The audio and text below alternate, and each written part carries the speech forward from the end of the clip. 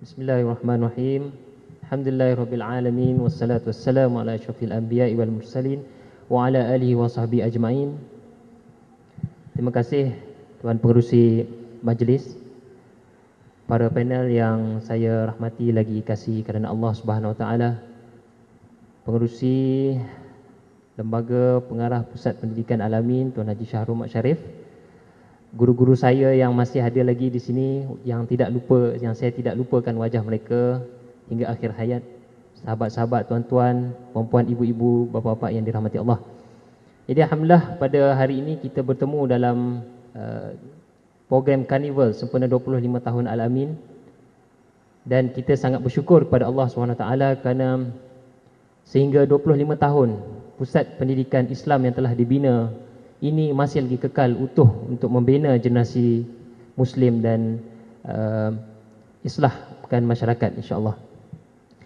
Jadi pada petang ini forum kita ingin membincangkan tentang sikap kita terhadap ummah, iaitu pedulikan ummah ini. Sebagaimana kita faham bahawa ummah kita ini sekarang berada dalam keadaan yang getir. Di mana-mana tempat ada yang susah, hidup susah, ditindas dan sebagainya.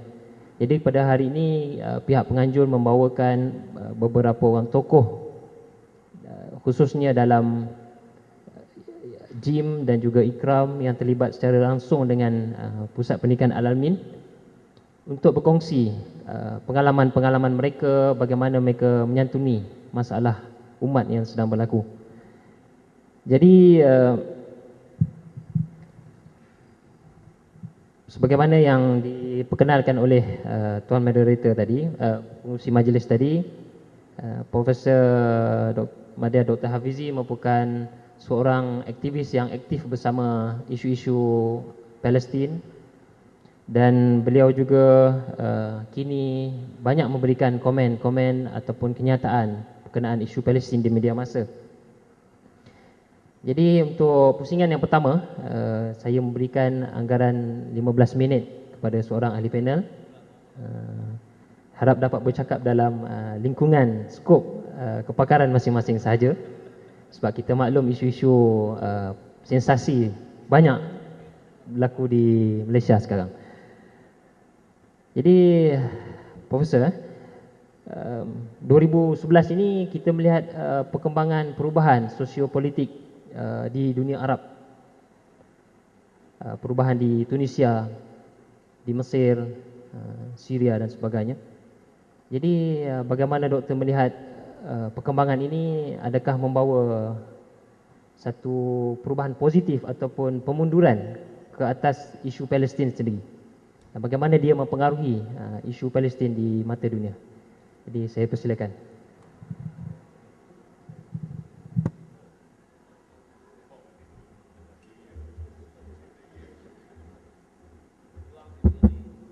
Saya. Bismillahirrahmanirrahim. Alhamdulillahirabbil alamin. Salatu wassalamu ala asyrafil anbiya'i wal mursalin wa ala alihi washabihi ajmain.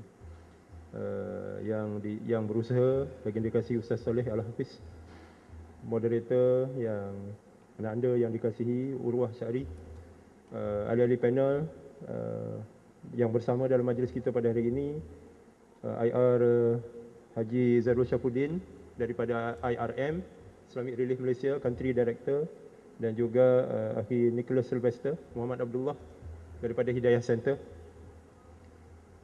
Baik, oleh kerana masa yang diperuntukkan hanya sekitar dalam lingkungan 15 minit dan telah pun diberi amaran supaya hanya bercakap dalam batas lingkungan yang telah ditentukan.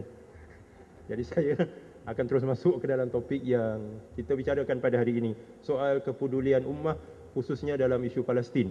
Baiklah, tadi saudara moderator dia menyebut tentang perubahan-perubahan yang melanda Timur Tengah, apa yang disebut sebagai the Arab Spring atau kebangkitan dunia Arab. Apakah ianya membawa suatu perubahan-perubahan yang positif ke arah dalam konteks pembebasan bumi Palestin dan Baitul Maqdis. Tapi yang sebelum itu saya hendak membawa perhatian kita semua perubahan-perubahan yang berlaku di bumi Palestin, dan berdasarkan kepada apa yang berlaku, kita boleh ukur sejauh mana kepekaan kita, sejauh mana keprihatinan kita terhadap isu Palestin yang sebenarnya merupakan isu pokok umat Islam, ya. Kerana di sana terletaknya tanah suci kita, Baitul Maqdis, di sanalah terletaknya Masjid Al-Aqsa. Saya cuma nak sebut 2 atau 3 event atau 2 atau 3 peristiwa yang berlaku dalam tempoh seminggu, seminggu 2 ini. Yang pertamanya ialah beberapa buah masjid di Baitul Maqdis dan di Ramallah dibakar oleh golongan penyangak Zionis Yahudi. Ya. Ini antara berita-berita yang diterima oleh Aqsa Sharif, ya. Beberapa buah masjid dibakar oleh pelampau-pelampau penyangak ini, yang mana mereka menconteng, ya, grafiti-grafiti yang antara lain menghina Islam dan menghina Rasulullah SAW. Jadi kita nak beritahu threat ataupun ancaman ke atas tanah suci kita, khususnya simbol-simbol agama yang berupa rumah-rumah ibadah, bukan saja masjid tapi gereja, masih terus diancam oleh musuh-musuh kita. Jadi saya nak tanya tuan-tuan dan puan-puan, adakah kita mengikuti perkembangan ini? Ya, di situlah letakkan kepekaan kita kepada sebagai umat Islam. Apakah kita mengikuti perkembangan-perkembangan ini supaya kita sentiasa memikirkannya? Kalau tidak, maka kita akan ikut arus turun naiknya isu ini yang kadang-kadang dipermainkan oleh media. Ya, media mempunyai agenda yang tertentu. Ada kalanya mereka akan highlight isu Palestin. Ada kalanya mereka akan mengambil sikap untuk tidak melaporkan. Jadi kita sebagai umat Islam jangan terikut-ikut, ya, dengan agenda yang sebenarnya memang disusun oleh musuh-musuh Islam. Kita seharusnya mempunyai inisiatif untuk mengikuti perkembangan itu supaya kepekaan kita sentiasa hidup dan segar. Ini akan memandu kita, akan motivate kita untuk melakukan sesuatu, ya, terhadap tanah suci. Yang keduanya, kita baru saja menerima berita, iaitu pada 23 hari bulan Disember, ya, Knesset ataupun Parlimen Israel akan mengusulkan pada hari Ahad ini untuk mengisytiharkan Baitul Maqdis sebagai ibu negara, capital of the state of Israel. Bukan itu saja, serentak dengan itu, capital of the Jewish people, ibu negara Israel dan ibu negara bagi bangsa Yahudi. Nah, ini bukan perkembangan yang baru, ya. Sebenarnya pada tahun 1980 Baitul Maqdis sudah pun diisytiharkan sebagai ibu negara Israel yang abadi, ya. Cuba perhatikan, ibu negara Israel yang abadi. Dalam arti kata yang lain, mereka tidak ada sedikit terlintas dalam fikiran mereka untuk melepaskan hak mereka ke atas Baitul Maqdis dan menyerahkan kepada umat Islam. Ini memberikan kita satu isyarat. Satu-satunya jalan untuk membebaskan Baitul Maqdis ialah dengan jihad fi sabilillah. Tidak ada jalan lain. Maka usaha-usaha yang menjurus kepada rundingan-rundingan ini adalah sia-sia. Kerana mereka hanya berpura-pura. Setiap kali mereka berunding dengan rakyat Palestin, setiap kali mereka berunding dengan umat Islam, rundingan itu hanyalah merupakan suatu sandiwara untuk menutup agenda mereka yang sebenar. Dan mereka sudah isytiharkan. Walaupun PBB telah meluluskan satu resolusi pada tahun 1980 mengisytiharkan, ya, dan menjelaskan bahawa apa yang dilakukan oleh Israel dengan mengisytiharkan Baitul Maqdis sebagai ibu negara adalah suatu tindakan yang menyalahi undang-undang antarabangsa dan menceroboh hak asasi rakyat Palestin. Dengan status yang sedemikian, pada hari Ahad ini mereka akan perkukuhkan lagi, bukan saja capital of Israel, tapi capital of the state of Israel, and at the same time capital of the Jewish people. Ini adalah suatu penegasan, bahawa mereka akan terus mencabar umat Islam dalam keadaan perubahan-perubahan yang sedang berlaku. Dah kembali kepada soal Arab Spring ataupun kebangkitan yang berlaku di Timur Tengah. Apa implikasinya?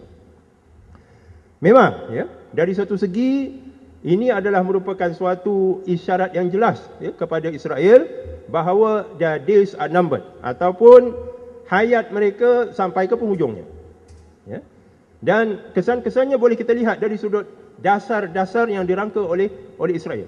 Antara lain, Israel terpaksa mencari rakan-rakan kongsi ataupun rakan-rakan niaga yang baru. Mereka perlu conclude ataupun membentuk pakatan-pakatan baru. Kerana pakatan-pakatan yang sedia ada sudah terhapus. Antaranya pakatan mereka dengan Turki. Hubungan Turki dengan Israel adalah suatu hubungan yang sangat intim. Ya, bukan saja mereka mempunyai hubungan diplomatik, tapi Turki dan Israel sebenarnya mempunyai pakatan ketenteraan. Mereka membuat latihan ketenteraan bersama. Dan ini adalah suatu hubungan yang sudah terjalin sejak 1949. Ya. Turki adalah negara Islam yang pertama mengiktiraf Israel apabila Israel ditubuhkan pada tahun 1948. Tetapi hubungan itu sudah semakin luntur akibat daripada perubahan-perubahan yang berlaku di dalam Turki sendiri. Ya. Mereka semakin kembali kepada suatu zaman yang menyamai zaman Khilafah Uthmaniyah. Kerana itu Turki pada hari ini dijoloki dengan nama The New Ottoman atau Uthmaniyah baru. Jadi Israel sudah terancam sebelum berlakunya Arab Spring ataupun kebangkitan Arab ini. Apabila berlaku kebangkitan Arab ini, mereka kehilangan lagi rakan-rakan sekutu-sekutu rapat mereka, khususnya Mesir. Mesir is a very strong ally. Ya.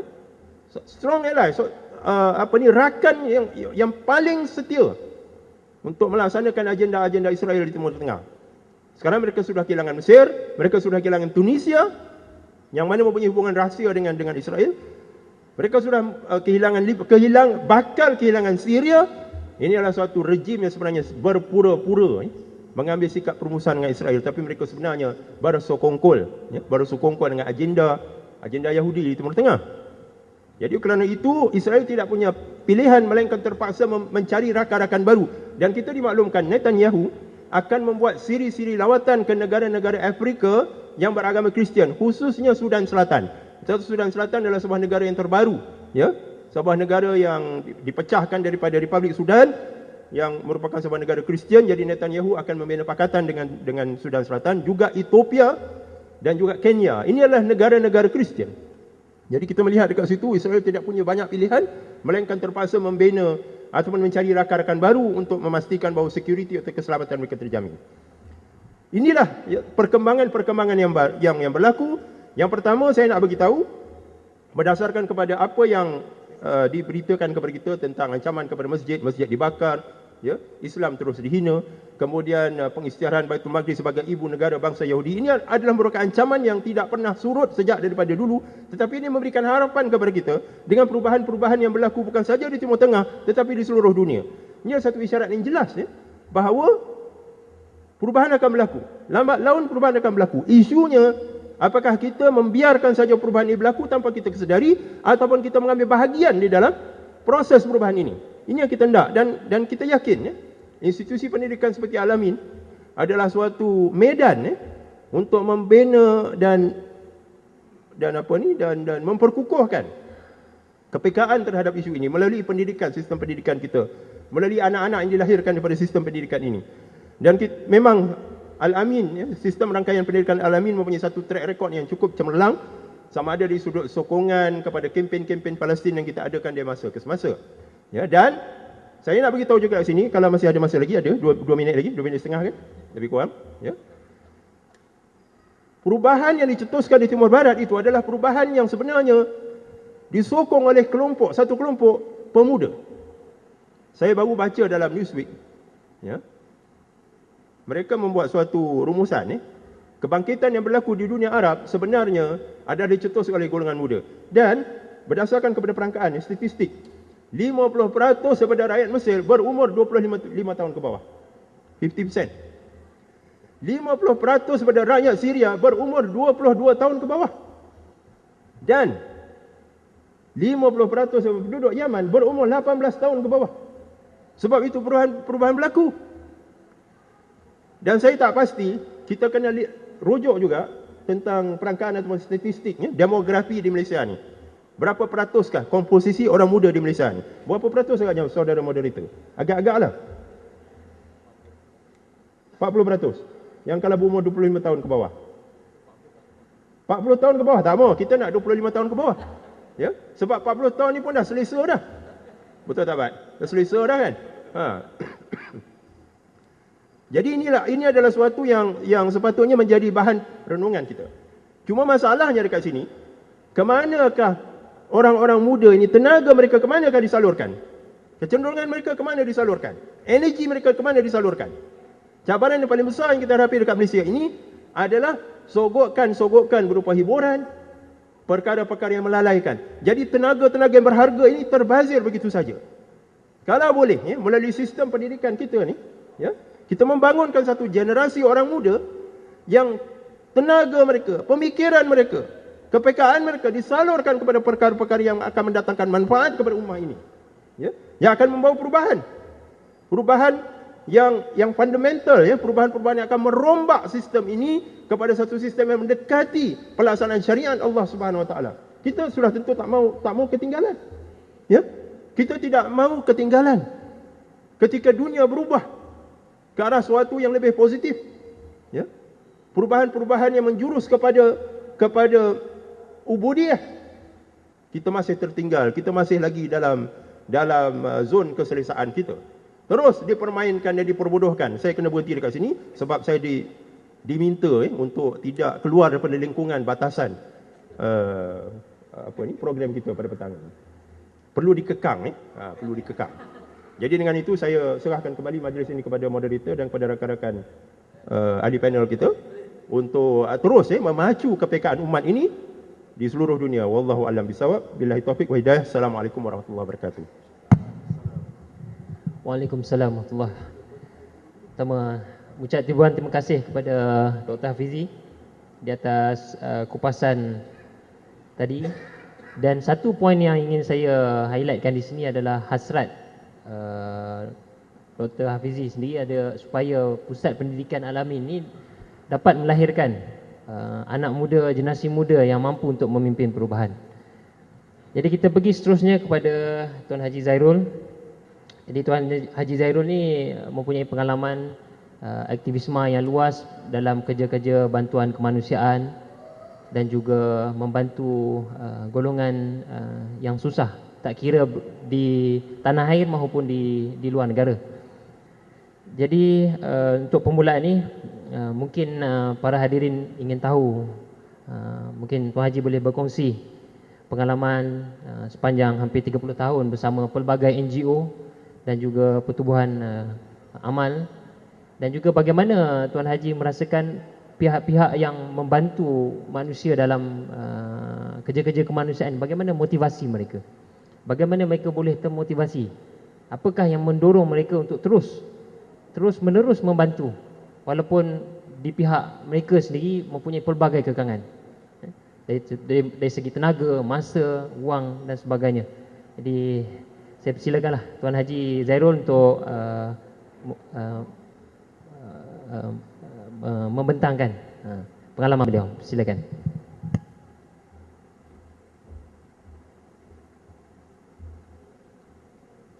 A'udzubillahi samil alim minasyaitonir rajim. Bismillahirrahmanirrahim. Assalamualaikum warahmatullahi wabarakatuh.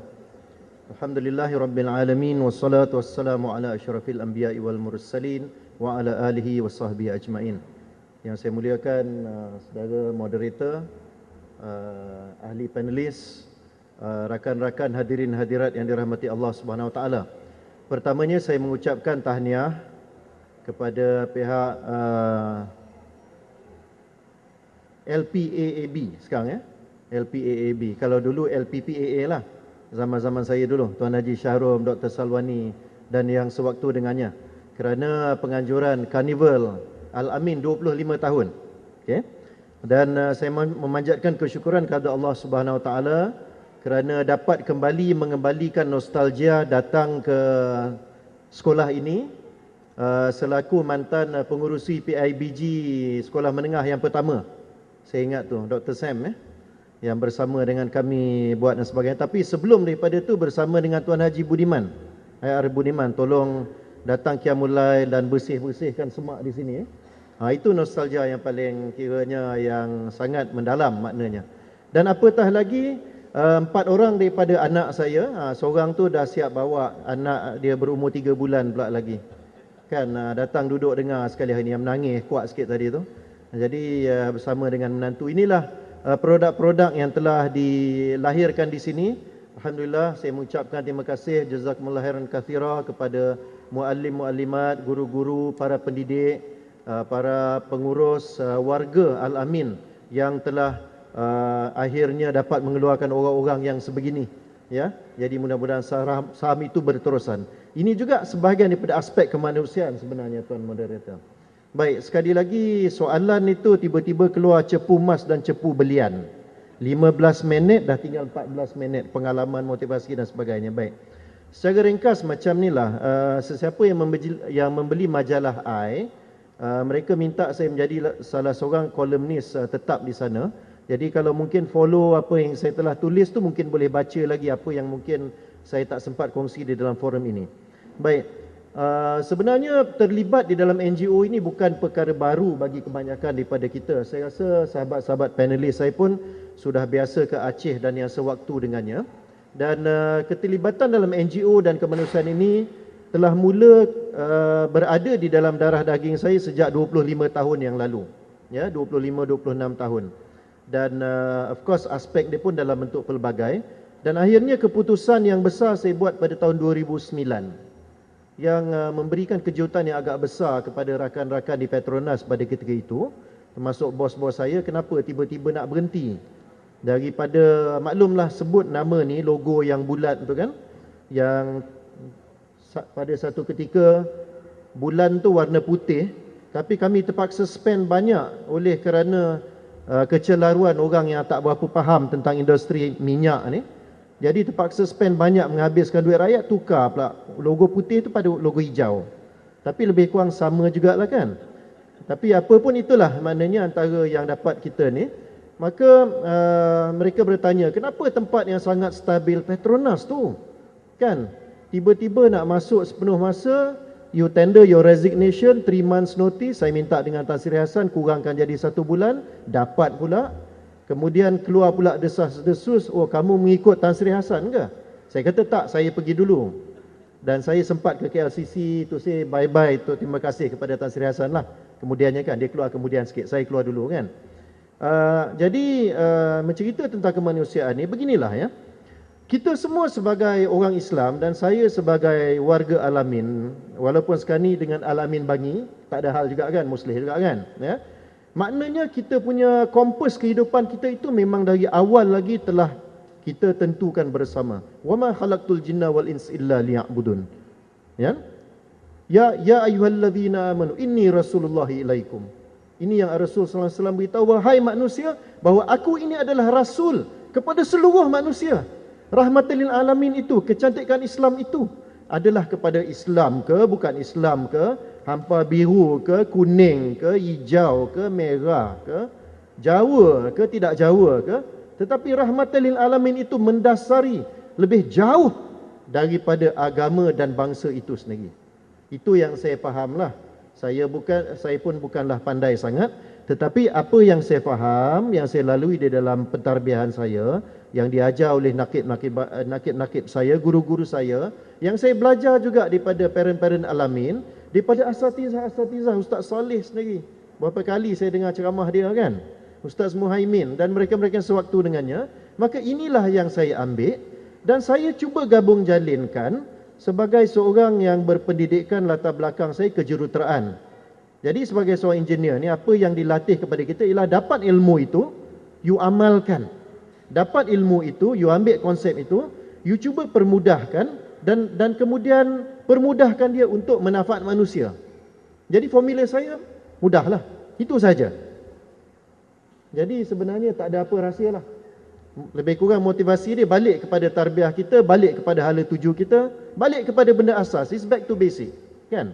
Jaga maknanya wajibat-wajibat kita, insya-Allah khair, benda tu akan berjalan dengan baik. Baik. Jadi selepas 25 tahun saya fikir makan gaji ataupun mendapat upah dalam bentuk ini, saya rasa cukuplah kot. Bukan saya nak katakan tuan-tuan semua perlu resign atau berhenti, tidak. Tuan-tuan terus jaga ufuk dan pasak masing-masing. Tapi apa yang saya nak sebutkan di sini ialah mungkin ada di kalangan kita ini yang insya-Allah terpilih. Saya faham Dr. Hafizi dah 4 kali dah sebut dengan saya. Saya rasa sampai kali ke-7 Dr. Hafizi sebut, insya-Allah Allah Taala makbulkan doa dia. Dia kata dia dah terlonjak-lonjak nak keluar daripada UPM ni. UPM ni dah terlampau kecil. Tengok cara dia cakap tadi pun, dia dah fikir Palestin kan. Jadi insya-Allah, ya. As-sabiqun al-awwalun, ada yang awal, ada yang akhir insya-Allah. Masa tu akan sampai. Tapi bagi saya, maknanya dah buat istikharah dan sebagainya, sekarang ini dunia saya lebih luas saya rasa. Maknanya masa yang my prime time, masa yang dapat saya bagikan kepada ummah itu lebih direct, ya. Dan pengalaman di dalam Mercy Malaysia dan di dalam Jemaah Islah, apabila saya memimpin sebagai naib presiden perhubungan antarabangsa pada ketika itu, itulah pengalaman-pengalaman yang saya gunakan. Dan saya pernah beritahu kepada masih lagi Presiden Jim sekarang, ya, Tuan Haji Zaid. Saya kata saya nak lonjakkanlah perhubungan antarabangsa ni kepada dunia yang lebih luas, lebih besar di sana. Sebab opportunity itu besar tuan-tuan dan puan-puan, ya. Maka itulah sebenarnya yang saya bawa. Ya, apa yang saya telah janjikan pada tahun 2009, itulah yang saya telah bawa kepada dunia yang lebih besar. Baik, kembali kepada akhirnya sepenuh masa dengan Mercy Malaysia selama 8 bulan, tuan-tuan dan puan-puan, kita melihat sendiri, ya, dalam ceramah-ceramah saya ceritalah tentang Somalia, ceritalah tentang Palestin dan sebagainya. Selepas dari Mercy Malaysia, apabila masuk ke dalam Islamic Relief, dunia itu menjadi lebih cantik. Kenapa dia menjadi lebih cantik? Kerana walaupun dengan nama Islamic, membawa syiar itu dengan logo masjid dan nama Islamic sebagai permulaannya, dia membawa kita untuk actually meredah lillahi ta'ala ke dalam tempat-tempat yang sangat sensasi, tuan-tuan dan puan-puan, yang tak pernah kita lihat, sekurang-kurangnya saya tak pernah dilihat seumur hidup. 2001 adalah permulaannya, tapi masa itu sebagai volunteer. Minta cuti daripada bos 2 minggu. Bos kata, hang gila ke? 2001 pada masa itu tentera Amerika Syarikat very actively bombing Southern Afghanistan, Kandahar dan yang sewaktu dengannya. Pada masa kami mendarat dan masuk melalui Caman, masuk ke Spin Boldak untuk mendirikan klinik Mercy Malaysia yang pertama, pada masa itu bombing sudah pun berada di sebelah utara, iaitu di Mazar-i Sharif dan sebegitulah. Betul kan Dr. Samsudin? Beliau pergi mission, saya tak tahu, dia pun banyak mission juga tu, ya. Dan disitulah pada mulanya, maknanya kita mula melihat orang-orang yang berjumpa dengan doktor kita dan mengatakan apa tahu tuan-tuan dan puan-puan? Mereka mengatakan bahawa mereka sakit perut. Doktor tanya, kenapa sakit perut? Melalui penterjemah, dia kata kerana terlampau lapar dan apa yang boleh dimakan hanyalah ketulan-ketulan batu yang ada. Ya Allah, saya kata, di sini sekurang-kurangnya kita ada rumput dan juga kita mempunyai tanaman-tanaman yang masih hijau, yang bagi kita bukan kelas untuk kita makan. Ini kambing, lembu yang nak dikorbankan, itu kelasnya. Tetapi di sana ummah diuji dengan maknanya tak cukup rumput hijau dah tak ada, kemudian ditukar pula dengan rumput yang sudah mati pun sudah tidak ada, maka kemudian akhirnya yang tinggal hanyalah batu batan yang 4, 5, 6 biji pun cukuplah boleh ditelan sekadar untuk menjadi alas perut, dengan erti kata yang sebenar. Itu sebagai permulaan 2001. Okey. Kemudian akhirnya insya-Allah pada tahun 2009 dan dalam masa 12 bulan setakat ini, saya sempat untuk pergi ke 5 buah negara dan baru-baru ini ke China, tuan-tuan dan puan-puan. Dengan logo Islamik dan logo masjid ini, insya-Allah kita masuk dan membantu menghidupkan rahmatan lil alamin ini dengan erti kata yang sebenarnya, yang praktikal, membuatkan rumah daripada orang yang duduk dalam gua di China tu. Ada 3 daerah yang termundur, ya, di kawasan Xinjiang, di kawasan Zhangji dan di kawasan Ningxia. Yang kita pergi dalam keadaan kesejukan, kita tengok dengan mata kepala sendiri bagaimana Islamic Relief memberikan bantuan kepada orang yang membuat rumah dia seperti kita tengok tupai ataupun seperti kita tengok rabbit. Kalau biasa tengok rabbit lah kot, ataupun binatang yang dia korek tanah tu, korek tanah untuk buat rumah. Kenapa? Kerana di zon-zon ini dia tak hujan. Apabila tak hujan, yang ada di situ adalah tanah yang bukannya macam batu cave ini, tapi dia hanya tanah. Jadi apa yang mereka buat ialah mereka cangkul, korek dalam, semakin hari semakin dalam, di situlah bilik anak dia, di situlah tempat makan, di situlah tempat tidur. Ada gambarnya dan ada yang saya sempat forward dalam Twitter lah. Jadi kalau nak boleh follow Twitter Islamic Relief. Now daripada situ apa yang kami buat ialah kita buat assessment dan kemudian kita mendapatkan dana untuk akhirnya insya-Allah membina rumah mereka dan kemudian menyediakan sistem rainwater harvesting supaya mereka boleh menggunakan bumbung untuk menadah air hujan yang ada kemudian disimpan di dalam telaga. Yang kalau untuk 4-5 orang bolehlah tahan agaknya 3-4 bulan seperti itu. Dan di sebelah bawah rumah pula kita bagikan sedikit tanah untuk mereka bercucuk tanam. Dan kita memberikan mereka seekor kambing betina untuk dipadankan dengan seekor kambing jantan sebagai sustainable livelihood. So ini benda-benda yang mana kita lihat yang memberikan saudara orang akhirnya motivasi kepada sama ada once you are humanitarian is always a humanitarian. Kan? Kadang-kadang saya tengok rakan-rakan yang bukan Islam, malu juga saya. Ya, mereka ambil cuti kadang-kadang sampai 6 bulan. Mereka keluar, kan? Keluar membuat kerja-kerja sebegini tanpa maknanya mengharapkan apa-apa, kan? Jadi, apatah lagi kita. Maka dengan itu, maknanya saya nak cuba kaitkan juga di sini apa kaitan dia dengan Al-Amin. Ya, saya sebagai warga Al-Amin dan masih lagi bahawa kita sebagai mereka institusi yang ingin melahirkan insan soleh wa muslim. Khairun nas anfa'uhum lan-nas. Ini sebahagian daripada hadis riwayat At-Tabarani yang mengatakan bahawa the best human beings among you is the one who is very useful to your surrounding. Bahawa maknanya manusia yang paling baik itu ialah yang membawa manfaat kepada mereka yang di sekitar mereka. Bukan sahaja mereka itu soleh, tetapi mereka itu adalah muslih. Bukan sahaja mereka boleh bercakap tentang agama ataupun Quran, hadis dan sebagainya hebat, yes, tetapi mereka juga adalah pemimpin masyarakat dengan erti kata yang sebenarnya, kan? Membawa maknanya mengeluarkan orang daripada kesusahan dan sebagainya. Dan kita tengok pun kerja kebajikan ni adalah kerja-kerja para anbiya wal mursalin, ya, para nabi dan sebagainya. Memang itu sebahagian daripada kerja mereka. Cuma dalam konteks kita sekarang ni, saya ingin menyeru sebagai warning. Tak ada ni Pak Cik teruskan bercakap. Tidak ada surat warning lagi. Maknanya saya ingin menyeru kepada warga warga Al-Amin sekalian bahawa di luar sana apa yang ingin dilihat oleh masyarakat, sama ada di dalam Malaysia maupun di luar Malaysia, ialah orang-orang Islam yang maknanya menunjukkan kecantikan Islam ini secara praktikal dan hidup. Apa yang mereka perlukan adalah solution yang simple. Mereka memerlukan mungkin makanan-makanan. Mereka memerlukan mungkin di situ education. Mereka memerlukan di situ mungkin sekadar maknanya naskah Quran dan sebagainya. Jadi saya nampak di sini banyak peluang yang kita, ibu bapa, yang kita para warga sekalian, yang kita dengan model sekolah yang ada ini, insya-Allah boleh kita lakukan. We make things happen. Kalau dalam bahasa Inggerisnya lah, kita bukan sekadar maknanya, saya sambung sikit apa yang disebut oleh Dr. Hafizi tadi, bukan sekadar kita ini menjadi penyokong bola sepak di tepi-tepi padang, tetapi kita menjadi pemain bola itu yang memastikan gol kemenangan itu dijaringkan. Okay? Dan apatah lagi berkenaan Palestin sendiri, saya sebut sikitnya. Palestin kita sudah berada di sana, kita ada 5 buah pejabat dan kita sudah 10 tahun berada di sana. Sama ada kena bom ataupun tidak, itulah 70 orang pekerja sepenuh masa kami yang berada di Gaza, ya, yang menjadi rujukan juga di dalam banyak hal. So insya-Allah konsep yang kita ambil adalah konsep touch and stay. Kita usik, kita meladeni, kita maknanya menguruskan mereka susah ini, dan kemudian kita duduk bersama-sama dengan mereka, dan itulah usaha yang cuba dilakukan oleh Islamic Relief. Dan insya-Allah saya rasa itu cukuplah sebagai round yang pertama agaknya. Kalau tanya tentang motivasi itu, sebenarnya dia tak ada shortcut. Dia kalau orang yang berpura-pura ni saya biasa jumpalah, tapi dalam ceramah-ceramah saya kata kita be professional, kita tak akan quote. Orang-orang macam ni insya-Allah kalau buat kerja kemanusiaan dia tak tahan lama lah. Bolehlah kan bawa duit kita pergi sana ambil gambar dan sebagainya kan. Tapi sebenarnya dalam dunia kemanusiaan ini, dalam dunia humanitarian, kita ada cata-cata, kita ada prosedur, kita ada protokol yang kita kena jaga.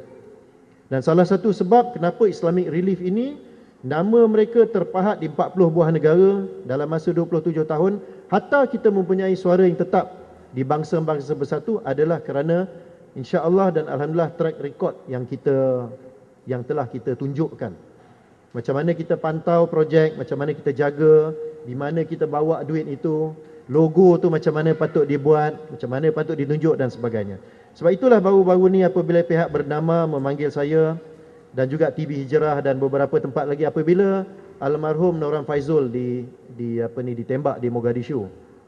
So tiba-tiba cerita yang keluar pada masa tu ialah cerita kalis peluru. Saya kata macam ni lah, nak minta Islamic Relief bagi komen, kami tidak ada di tempat kejadian. Jadi tidak adil lah.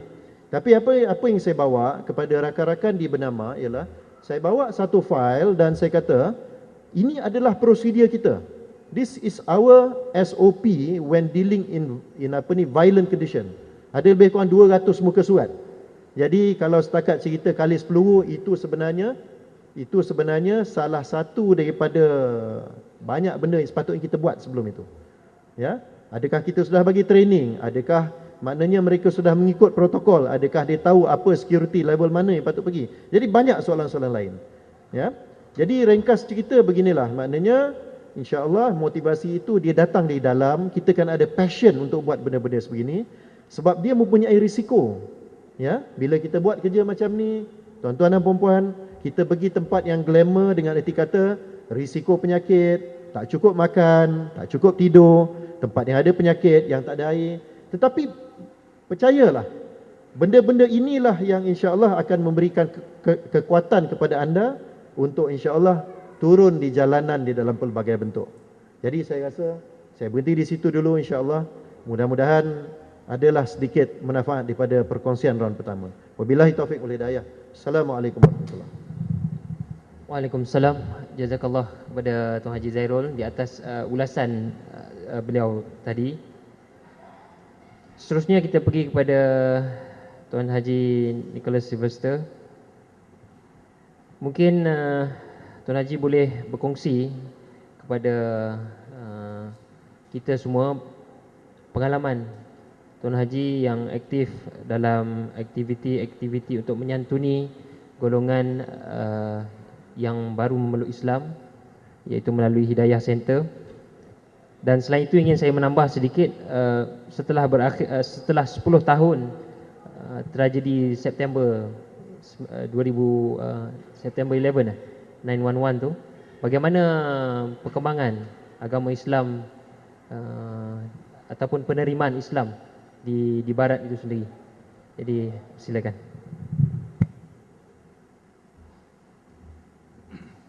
Bismillahirrahmanirrahim. Alhamdulillah wassalatu wassalamu ala Rasulillah wa ala alihi washabbihi wa man wala. Yang dihormati dan dikasihi saudara pengurusi majlis soleh, kita biasa panggil abunya, Urwah. Saudara moderator Urwah, abang-abang kita dalam perjuangan, Dr. Madia, Dr. Hafizi, IR Zairul.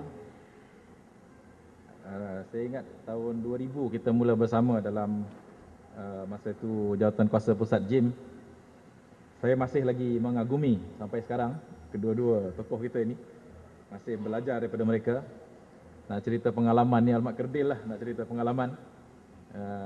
Agak segan juga nak cerita pengalaman yang sedikit. Sebelum saya meneruskan, saya ingin mengucapkan jazakumullah khairan katsira kepada semua ahli lembaga pengarah dan yang diketuai oleh Haji Syaharom, Prof Salwani pun ada kat sini, ada beberapa orang yang lain mungkin, pentadbir, guru-guru Al-Amin. Ana di sini anak ada 8 orang yang telah melalui sistem di sini di Al-Amin. Dan yang ke-9 nak masuk tahun depan insya-Allah. Jadi semua lepasan Al-Amin, Al-Amin sini, rendah dan menengah insya-Allah. Jadi memang sangat berbangga dengan sistem ini. Rasa tidak ada sistem yang lebih baik. East or West, Al-Amin is the best insya-Allah. Jadi kita memang hantar di sini. Itu bukti kepada keyakinan kita kepada sistem ini. Dan mengucapkan jazakumullah khairan kepada semualah yang telah berjasa terhadap anak-anak kami. Sedikit ataupun banyak, balasannya di sisi Allah SWT insya-Allah. Jadi yang ditanyakan tadi ialah mengenai dengan pengalaman, sharing pengalaman sedikit. Hidayah Center. Hidayah Center ni institusi yang baru. Kalau daripada Jemaah Islam Malaysia ditubuhkan November 2005. Baru 6 tahun. Dan ditubuhkan pada masa itu menyahut cabaran kita dari segi dakwah.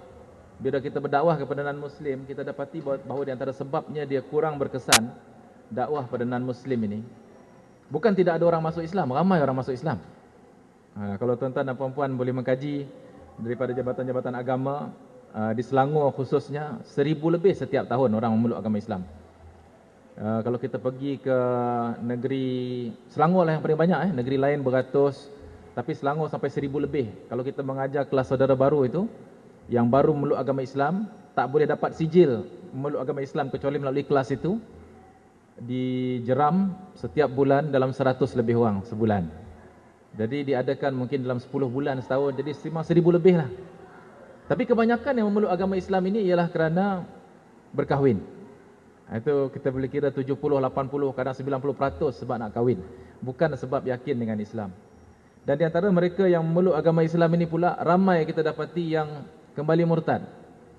Bila kita pergi ke jabatan-jabatan agama, anda dipanggil untuk kaunseling orang yang nak keluar daripada agama Islam ini di Negeri Sembilan, daripada mula diadakan jabatan itu ataupun prosedur itu di Pejabat Mufti, beratus kes yang kita dapati. Beratus kes ini kalau nak cari yang asalnya orang Islam asal, mungkin dalam, kita boleh bilang dengan jari lah, mungkin dalam tak sampai 10 orang Melayu asal yang keluar daripada Islam.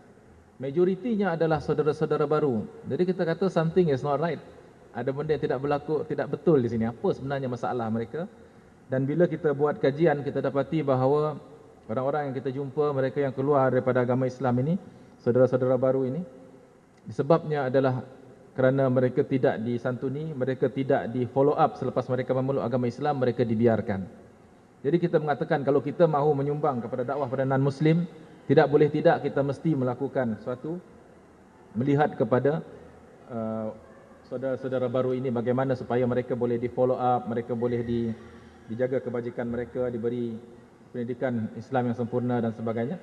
Maka kita menggerakkan usaha pada masa itu. November tahun 2005 Hidayah Center yang pertama kita tubuhkan, dan selepas daripada itu dia berkembang di seluruh negara. Alhamdulillah, pada masa itu kita menumpukan lebih kepada rumah-rumah sementara, tempat persinggahan untuk orang-orang yang keluar memeluk agama Islam ini. Mereka tak tahu nak ke mana, mereka mungkin dihalau dia keluar daripada rumah ibu bapa mereka, maka kita berikan peluang untuk mereka tinggal di rumah-rumah sementara kita. Alhamdulillah ada orang-orang yang baik hati, mereka ada rumah lebih, bukan makan lebih, rumah lebih. Jadi alhamdulillah mereka berikan kepada kita beneficial use, menggunakan sementara rumah-rumah ini. Zairul pun ada terlibat waktu masa dahulu yang di Seremban. Bagaimana rumah itu telah kita manfaatkan dia untuk pendidikan saudara-saudara baru, memelihara mereka, melindungi mereka. Kerana cabaran di Malaysia ini, rupanya walaupun kita katakan national integration, satu Malaysia, harmoni dan sebagainya, tetapi orang tidak boleh menerima kalau ada di kalangan ahli keluarga mereka memeluk agama Islam. Di kalangan kaum Cina, sedikit sangat yang boleh menerima, dan apabila memeluk agama Islam itu keadaannya happy-happy. Kebanyakannya adalah mereka dibuang daripada rumah. Kebanyakannya mereka adalah mereka yang diputuskan hubungan. Bukan oleh orang yang masuk Islam itu yang putuskan hubungan, mak bapak putuskan hubungan. Kalau kau masuk Islam, mulai daripada hari ini kau bukan lagi anak kami. Halau daripada rumah. Jangan harap nak kerja dengan syarikat mak bapak, tak ada dah selepas itu. Malah yang lebih teruk kalau kita tengok masyarakat orang India terutamanya, ada yang kena pukul kepala, sampai pecah kepala, ada yang tangan patah kita jumpa, malah ada yang dibunuh kan, kita dengar ada yang dibunuh kan. Jadi siapa yang mengambil keprihatinan kepada mereka ini, kita mengatakan bahawa enough of the talk, cukuplah kita bercakap, kita kena buat sesuatu. Dan kita buat sesuatu apa yang kita boleh. Alhamdulillah, dengan izin Allah SWT, kita telah mendapat sokongan yang banyak daripada masyarakat, dan akhirnya kita berkembang sehingga kini kita ada 15 di seluruh negara, 15 cawangan, termasuk di Sarawak kita ada 3 cawangan, di Sabah baru 1. Doakan insya-Allah, anda melihat potensi yang sangat besar di Sabah. Tahun ini kalau Allah izin, kita nak tengok 5 cawangan insya-Allah di Sabah. Kalau Allah izin, kita doakan insya-Allah. Kerana di Sabah ni kita jumpa orang yang daifnya, ya Allah. Islamic Relief pun ada masuk baru ni, menyampaikan bantuan-bantuan di situ. Dan kita boleh jumpa orang-orang yang kita di Malaysia kan macam ni. Maknanya orang kurus kering, tak cukup makan. Ini saudara baru, keluarga saudara baru yang dipinggirkan oleh masyarakat dan tidak ada agensi yang membantu mereka. Nak minta zakat kena pergi minta. Zakat tak jadi. Dia duduk tunggu dekat office. Nak minta, datang minta, dia cek bagi RM50 balik. Ini kadang kita benda-benda macam inilah kita enough of the talking lah, cukup untuk kita bercakap. Kita bantu untuk pejabat zakat ini melihat kepada masalah ini dan kita bawa kepada mereka file-file kita, barulah bantuan itu boleh datang kepada kampung-kampung mualaf. Satu kampung mualaf ni masuk Islam ni, tapi terbiar, tak ada ustaz nak mengajar mereka. Berkampung-kampung macam tu. Dan daripada kampung-kampung ni berkampung-kampung pula balik kepada agama asal mereka. Jadi ni mungkin satu aspek yang perlu kita lihat, bagaimana untuk melahirkan orang-orang yang prihatin dalam dakwah kepada yang belum Islam dan juga sokongan kepada saudara baru. Ada melihat Al-Amin, bagaimana supaya Al-Amin ini melahirkan orang-orang yang hebat fikrahnya tetapi boleh berdakwah kepada yang bukan Islam. Boleh berdakwah. Kadang-kadang kita risau juga, boleh bergaul ke tidak dengan bukan Islam? Bergaul dulu, belum berdakwah lagi. Bagaimana pula nak memimpin? Ini kita kena tengok macam mana mungkin kita punya dalam keadaan kita masyarakat yang seperti ini dahagakan sebenarnya ilmu Islam itu sampai kepada mereka. Orang-orang yang ada ilmu Islam ini jangan kita terlalu kongkong mereka sehingga tidak dapat manfaat kepada yang bukan Islam. Biar sampai Islam itu kepada yang bukan Islam. Dan anda rasa no better school than Al-Amin to do it lah. No better school. Tidak ada sekolah yang lebih baik daripada sini, daripada sekolah kita. Kita dah melihat dah sekolah-sekolah lain yang menghasilkan pelajar-pelajar yang cemerlang tapi hancur. Baru-baru ni kisah di Dublin kan. Top student, sekolah biasa. Top student. Pergi ke situ hilang. Bapa dia 8 kali pergi balik cari, tak jumpa. Tiba-tiba nampak dekat mana dia nampak? Dekat blok spot mana tengok dah kahwin dengan gay. Macam mana harapan kita pada orang-orang yang begitu keadaannya?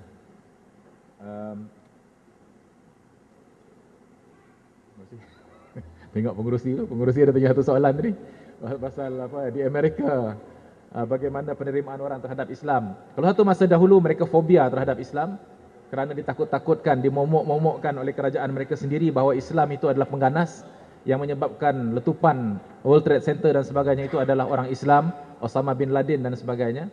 Dengan wujudnya banyak bukan teori lagi konspirasi, bukan teori lagi tetapi fakta-fakta mengenai dengan konspirasi kerajaan itu sendiri yang semakin jelas kepada orang rakyat Amerika. Malah segala perkara yang mereka lakukan itu, mereka nak tenggelamkan Islam di Amerika. Itu merupakan satu yang menjadi bibit penyubur pula untuk orang belajar agama Islam di Amerika. Dan kita melihat sekarang ini perkembangan yang cukup positif di Amerika itu dari segi agama Islam. Bagaimana kita telah jumpa sekarang lebih daripada 4,000, mereka compile senarai masjid, 4,000 lebih masjid. Banyak daripada masjid ini adalah bekas gereja yang telah dijual sebab pengikutnya dah tak ada. Maka dibeli, dijadikan masjid. Dan rakyat Amerika yang memeluk agama Islam itu semakin ramai. Dan kita melihat bagaimana pengaruh Islam itu terlalu kuat sehingga mereka hatta di seluruh pelosok dunia mereka terpaksa berhati-hati dengan elemen Islam ini. Di sini pun mereka berjinak-jinak dengan gym. Nak tengok apa dia gym dan sebagainya. Jemput guru-guru sekolah kita pergi tengok sekolah mereka, agak positif datang balik ke sini. Jadi mereka tidak boleh lari daripada pengaruh Islam itu. Dan insya-Allah dengan izin Allah SWT kita akan melihat Islam itu yuriduna liyutfi'u nurallahi biafwahihim wallahu mutimmu nurihi walau karihal kafirun, insya-Allah. Wallahu a'lam.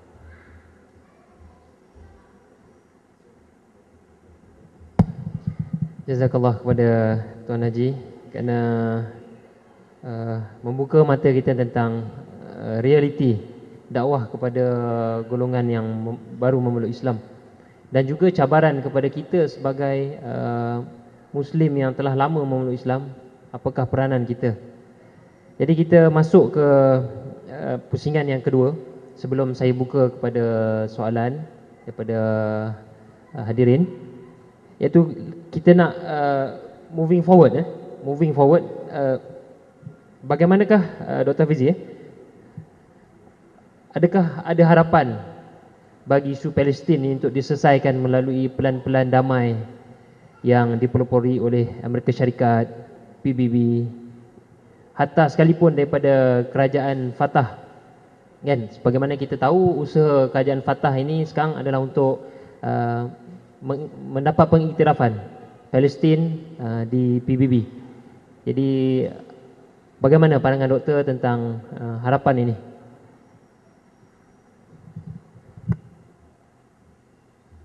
Saya ingatkan untuk pusingan kedua dia lebih singkat sedikit, dan juga kekangannya lebih kekang. Jadi kita buka dalam tak 5 minit je doktor. Terima kasih. Bismillahirrahmanirrahim. 2 kali menerima amaran. Belum berucap begitu. Baiklah, harapan. Bercakap tentang harapan. Umat Islam mempunyai harapan yang cukup besar. Ya? Kerana yang pertamanya, bukan ciri bagi seorang Muslim itu dia berputus asa. Ya? Jadi bila kita bercakap tentang harapan, kita meletakkan harapan kita ini kepada Allah Subhanahu Wa Taala. Ya? Dan sekiranya bila kita meletakkan harapan kepada Allah Subhanahu Wa Taala, sudah tentu, ya, kita tidak akan dikecewakan.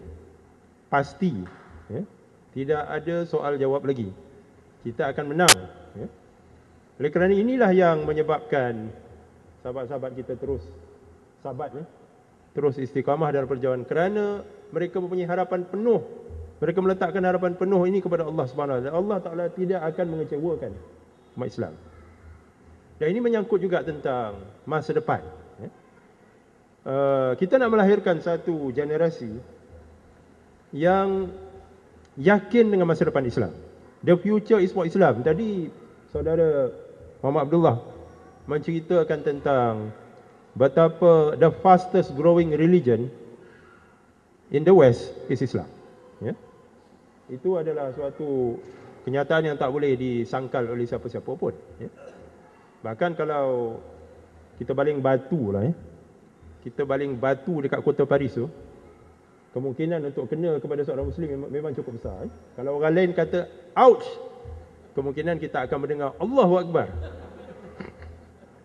Ya, betul. Ya? Inilah harapan, ya, yang menyebabkan kita sama sekali tidak akan meninggalkan perjuangan, sebab it is a guaranteed victory. Sebab tu saya selalu cakap, ya, dengan sahabat-sahabat, kita ni seolah-olah pergi menyaksikan sebuah perlawanan bola sepak, tapi kita pergi bukan dengan hati penuh debaran. Kita pergi bersiap-siap untuk menyorakkan kemenangan dan untuk menjulang piala. Soalnya berapa gol yang kita nak sumbat, itu je persoalannya. 3-0 ke, 5-0 ke, 7-0 ke. Soal kalah atau menang memang tak timbul. Kita akan menang pasti, kan? Tidak ada keraguan lagi tentangnya. Apakah sandarannya? Ya? Ini bukan cakap kosong, ya? Sebab itu kita ajak semua orang yakin dengan perjuangan ini, sebab ini adalah suatu perjuangan yang Allah Ta'ala yang jamin. Ya? Bukan siapa-siapa yang jamin. Bukan Perdana Menteri Malaysia yang jamin. Yang jaminannya sudah tentu tak boleh dipakai. Sorry.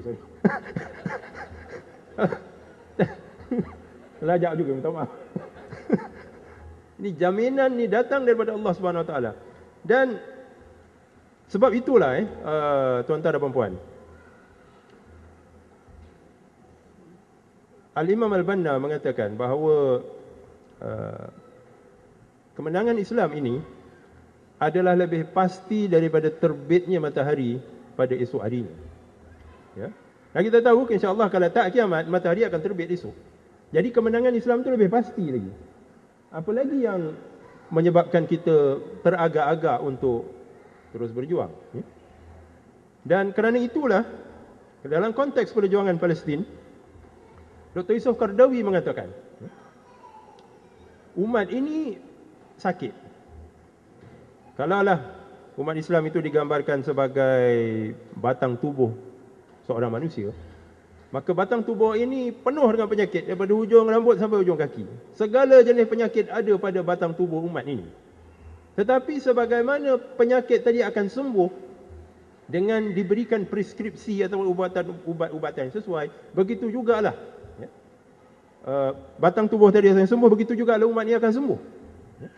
Hari ini mungkin kita berada di pihak yang kalah. Tapi suasana pada hari ini menunjukkan kita tidak lagi berada di pihak yang kalah. Kita sebenarnya sedang meraih kemenangan demi kemenangan. Tidakkah ini suatu bukti bahawa apa yang dijanjikan oleh Allah Subhanahu Wa Taala semakin menjadi kenyataan? Dan ini sebenarnya telah disebut secara jelas oleh Rasulullah Sallallahu Alaihi Wasallam dalam banyak hadis-hadisnya. Kemungkinan hadis-hadis ini tidak begitu popular kerana hadis-hadis ini bercakap tentang perjuangan Palestin, ya. Satu daripada hadis yang boleh saya kongsikan kat sini ialah ketika dalam perang Tabuk, di mana Rasulullah sallallahu alaihi wasallam memanggil seorang sahabat yang bernama Auf bin Malik radhiyallahu an. Kemungkinan inilah satu-satunya occasion di mana nama Auf bin Malik radhiyallahu an disebut. Kenapa Auf bin Malik radhiyallahu an disebut, bukan orang lain? Saya pasti Auf bin Malik ini adalah orang muda. Sebab itu Rasulullah SAW tidak memanggil wahai Umar ataupun wahai Abu Bakar, wahai Ali, tapi dia panggil Auf bin Malik, seorang yang memang tidak terkenal di kalangan sahabat. Tapi Rasulullah SAW ketika itu sedang berehat dalam kemah, dia memanggil, wahai Auf, kemari, hitung 6 perkara. Yang pertama, wafatnya aku. Yang kedua, jatuhnya Baitul Maqdis ataupun Baitul Maqdis akan dibuka. Nah, cuba kita perhatikan. Rasulullah SAW memberikan janji ini kepada Auf bin Malik dalam perang Tabuk. Dan kita tahu perang Tabuk ini adalah suatu peperangan ataupun satu konflik yang berlaku dalam keadaan yang sangat gawat, dalam keadaan yang sangat mencemaskan. Inilah kali pertamanya umat Islam berdepan dengan Empire Rom. Tabuk is the first encounter with the Roman Empire. Sebelum itu umat Islam tidak ada pengalaman berdepan dengan suatu kuasa besar. Cuba kita perhatikan.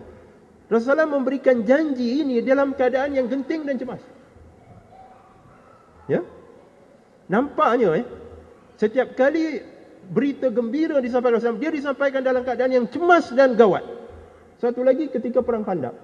Dan kita tahu perang Khandaq ini adalah satu peperangan yang sangat tidak seimbang. Ya? Dalam keadaan gawat dan cemas, saya pun dah semakin gawat, ni tinggal 2 minit. Dalam keadaan gawat dan cemas itu, ketika Rasulullah SAW menghentak batu yang tak boleh dipecahkan, terpancar cahaya, Rasulullah memberikan berita gembira bahawa kamu akan menawan Rom dan Konstantinopel. Bayangkan, dalam keadaan terkepung, dalam keadaan begitu cemas dan gawat, Rasulullah memberikan berita gembira. Jadi seolah-olah jaminan kemenangan itu sudah pasti. Dan keadaan gawat dan cemas pun, saya nak cerita betapa gawat dan cemas. Sahabat bertanya kan, mata Rasulullah, di mana pertolongan Allah? Allah jawab, inna nasrullahi qarib, sungguhnya pertolongan itu dekat. Bukan saja dekat, bahkan Rasulullah menjanjikan kita akan menawan Rom dan kota Konstantin. Rom dan Rom Timur.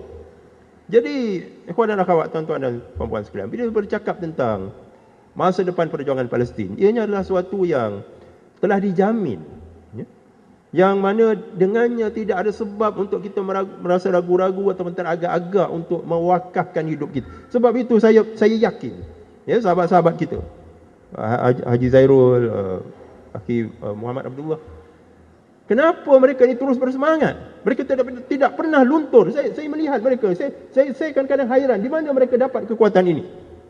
Kerana apa? Kerana mereka yakin dengan janji kemenangan yang Allah Subhanahu Wa Taala telah putuskan. It is a guaranteed victory. Ya? Jadi, oleh kerana masa tak mengizinkan, anda sebut satu hadis lah. Tadi anda janji dah sebut. Satu hadis, ya, yang betul-betul kena pada apa yang berlaku, situasi yang berlaku pada hari ini. Rasulullah SAW menyebut, akan ada di kalangan umatku yang akan berjihad di pintu-pintu Damsyik. Dan kita boleh mungkin kaitkan dengan apa yang berlaku di Syria pada hari ini. Dan saya sebut, ya, kota Damsyik ini adalah satu kota yang lama, sejak daripada zaman para anbiya Bani Israel lagi, wujud. Sebab tu Rasulullah sebut. Tapi kalau kita jumpa hadis, kalau kamu tak jumpa iman, carilah di Kuala Lumpur, memang confirm lah hadis palsu. Memang banyak hadis yang menyebut tentang kota-kota yang ada pada hari ini. Jadi Rasulullah kata, barang siap akan ada di kalangan umatku, mereka berjihad di pintu-pintu Damsyik, dan mereka berjihad di pintu-pintu Al-Quds, dan mereka ini tak dapat dilemahkan oleh pengkhianatan golongan yang berkhianat. Cuba perhatikan. Rasulullah tak kata mereka ini tak dapat dikalahkan oleh musuh-musuh. Memang ada satu hadis yang lain. Rasul kata mereka tidak dapat dikalahkan oleh musuh-musuh mereka. Tapi dalam hadis ini Nabi SAW mengatakan mereka ini tidak dapat dilemahkan oleh pengkhianatan golongan yang berkhianat. Bukankah rakyat Palestin selama ini dikhianati oleh saudara-saudara, dikhianati oleh Mesir, dikhianati oleh Jordan, yang kesemuanya mempunyai perjanjian damai dengan Israel, ya? Dikhianati oleh dunia Arab, bahkan dikhianati oleh dunia Islam. Tetapi Rasulullah mengatakan dalam hadis ini mereka ini tidak akan dapat dilemah oleh pengkhianatan golongan yang berkhianat. Akhirnya golongan pengkhianat ini yang tumbang di depan mata kepala kita sendiri. Apalagi yang menyebabkan kita ragu-ragu untuk terus istiqamah dalam perjuangan ini, dalam pelbagai medan yang kita sedang berada pada hari ini. Setiap seorang diamanahkan untuk menjaga penjuru-penjurunya, ya. Akhi Muhammad Abdullah diberikan amanah untuk menjaga penjuru-penjuru dakwah. Haji Zarul diberikan amanah untuk menjaga penjuru-penjuru, menyantuni umat Islam dan bukan Islam sebagai rahmatan lil alamin. Sesiapa daripada kita yang telah diamanahkan untuk menjaga penjuru-penjurunya, jagalah dengan betul. Kerana apa?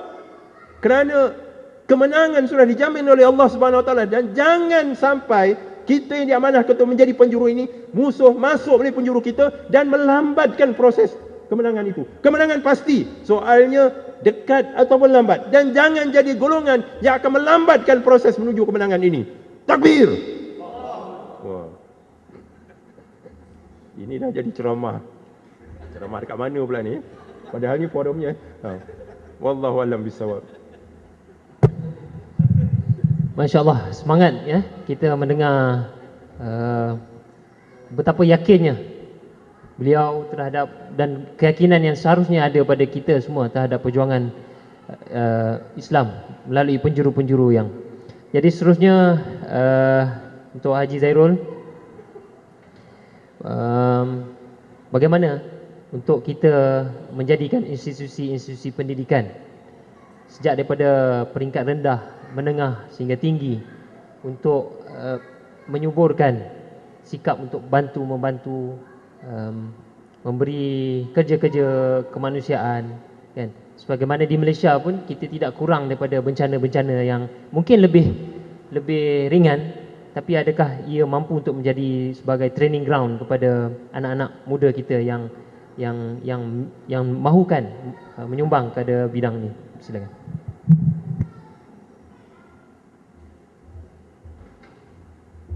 Bismillahirrahmanirrahim. Assalamualaikum warahmatullahi wabarakatuh. Terima kasih di atas soalan yang diberikan oleh saudara moderator. Saya kira begini, yang pertamanya saya ingin jelaskan sikit. Apabila kita menceritakan tentang kerja kemanusiaan, yang tuan-tuan dan puan-puan lihat tu hanyalah 10% daripada kerja kemanusiaan yang sebenarnya. Kerana itu disensasikan, kan? Kerana apa yang berlaku ialah di dalam konsep kerja kemanusiaan atau kebajikan ini, dia terbagi kepada dua. Yang pertamanya ialah fasa kecemasan.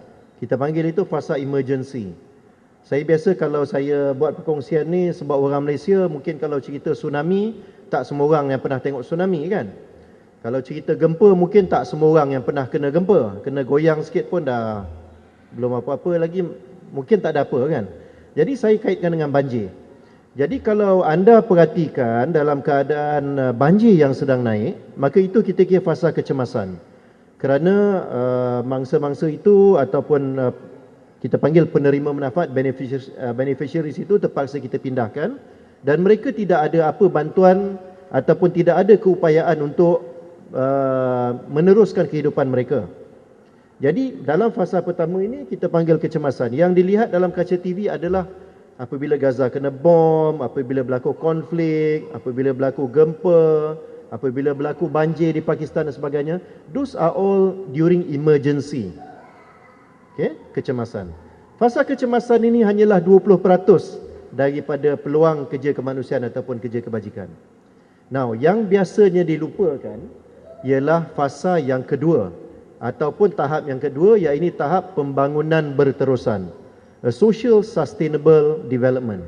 Apabila air itu sudah surut, maka orang kampung ataupun mangsa banjir ingin balik ke rumah dia, masa itulah nak bersihkan rumah, masa itulah nak buat balik surau, masa tu nak buat balik klinik dia, mungkin ada yang runtuh dan sebagainya, masa tu nak dapatkan bekalan ubat-ubatan, buku-buku, bekalan Quran dan sebagainya dan sebagainya.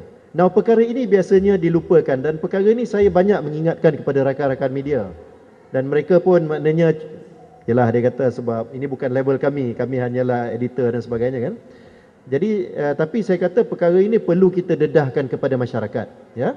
Kerana ini adalah sebenarnya 80% ataupun 80% daripada peluang untuk kita melakukan albir, untuk kita melakukan kerja-kerja kebajikan. Kan? Menyantuni mereka semua yang Islam ataupun bukan Islam. This 80% ni biasanya is forgotten. Jadi macam NGO seperti kami yang ingin mencari dana, dia menjadi cabaran sikit. Sebab orang kata, alah dah okey dah. Aceh tu dah okey. Dah 3 tahun. Alah Palestin, Gaza dah diam dah, tak ada apa.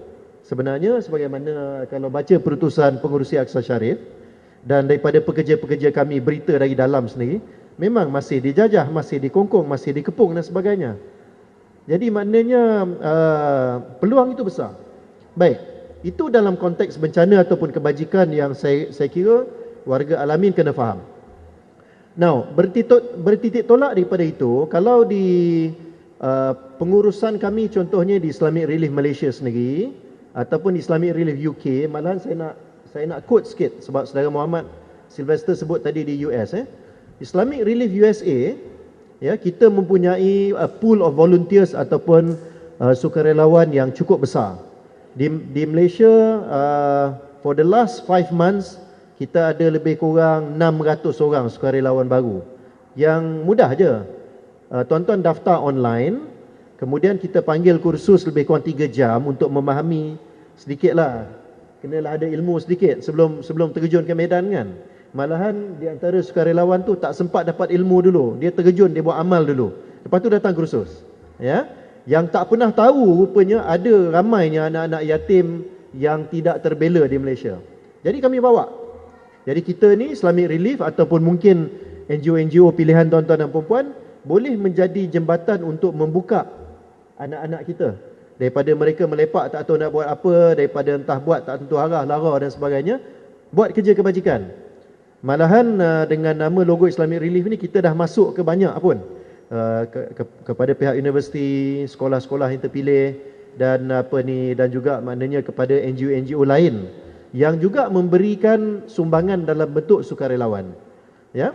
So saya ingat dulu Selamat Pagi Malaysia, saya keluar dalam bulan tak silap dalam bulan 2 tahun lepas. Ada soalan yang keluar online.